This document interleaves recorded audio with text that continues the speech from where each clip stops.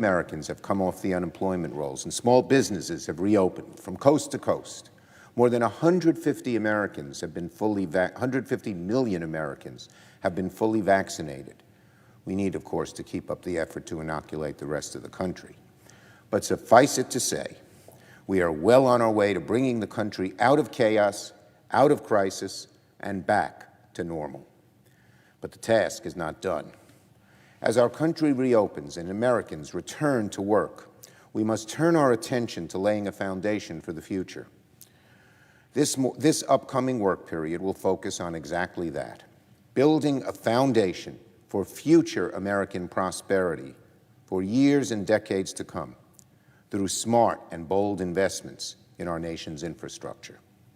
As I've said for weeks, the discussions about infrastructure legislation continue along two tracks.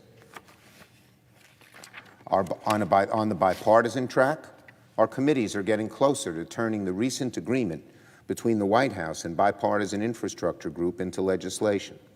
I'm pleased to report we are making very good progress towards that goal.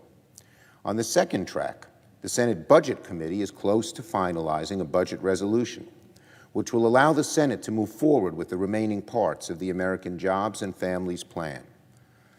The Senate must pass the budget resolution and an eventual budget reconciliation bill with or without Republican support. The fact of the matter is, brick and mortar infrastructure is very important, but it's no longer the only type of infrastructure that matters in the 21st century. Human infrastructure, what many might call family support, as our families come under increasing pressure in this modern society.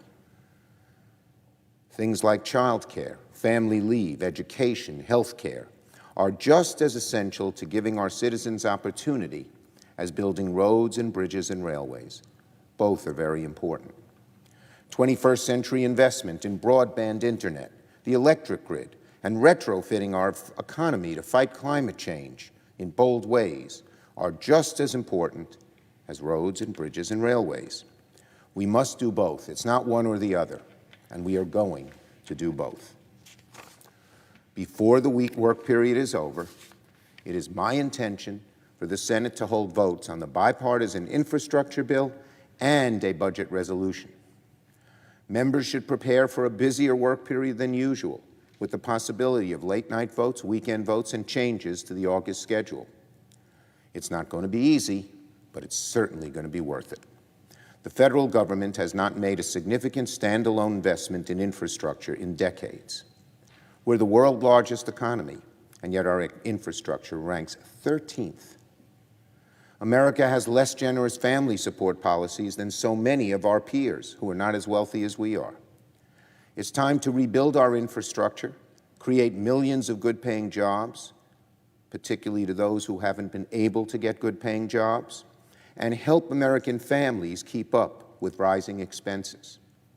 If and when we succeed, the benefits will reverberate across the country for generations to come. On nominations, the Senate will also continue to confirm highly qualified nominations to the Biden administration. This week, the Senate will confirm Azra Zaya to serve as Undersecretary of State and Julie Su to serve as Deputy Secretary of Labor. Both Ms. Zaya and Ms. Su will add to the expertise, dedication, and diversity of President Biden's administration. As the week progresses, members should be advised there'll be additional votes in all likelihood on additional nominees. Judicial appointments remain one of our highest priorities. Later this week, the Judiciary Committee will vote to advance 5 additional judges, 2 circuit court nominees, including Ms. Eunice Lee, one of the great public defenders, not only in New York but in the country, who I'm proud to recommend to the Second Circuit, and 3 district court nominees. The Senate has already confirmed more circuit and district court judges before July 4th than during the first year of any presidency in recent history. We'll continue this critical work in the months to come and restore balance, much-needed balance, to the federal judiciary. And one final matter, the child tax credit. This is the biggest effort in over 50 years to reduce childhood poverty in America begins on Thursday. Later this week, tens of millions of American families are going to see extra money hit their bank accounts when their first payments of the newly expanded child tax credit are dispersed across the country. When Senate Democrats passed the American Rescue Plan in March, we included a provision to provide the majority of parents $3,600 per year for every child under 6 and $3,000 for every child between 6 and 17. These payments, I'm happy to say, are ready to begin this week, which means soon that most families with kids will start receiving $300 each month for each child under 6 and $250 each month for each child 6 to 17. I want American families to know, if you filed your taxes in either 2019 or 2020 or both, you will get these payments automatically. You'll see them in your bank accounts without lifting a finger.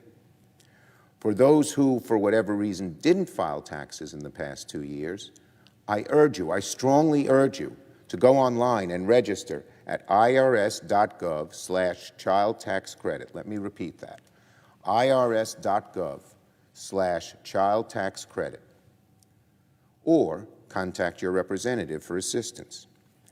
These payments are going to make an incredible difference to millions and millions of American families struggling with the cost of child care and groceries and housing and health care.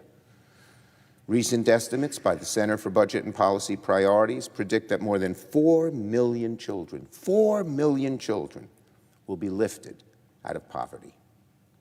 Childhood poverty in America cut almost in half. What an amazing thing that is. Just this morning, I met with a group of parents in New York whose lives would dramatically improve thanks to this policy.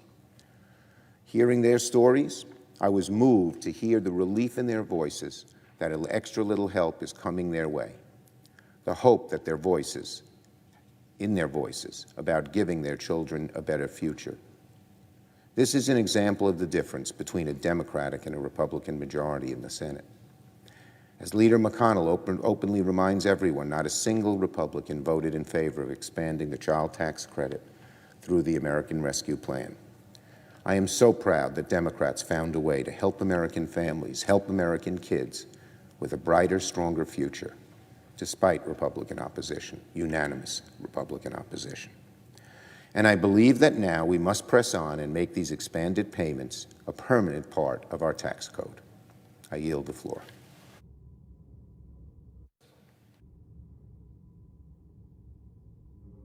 Quorum.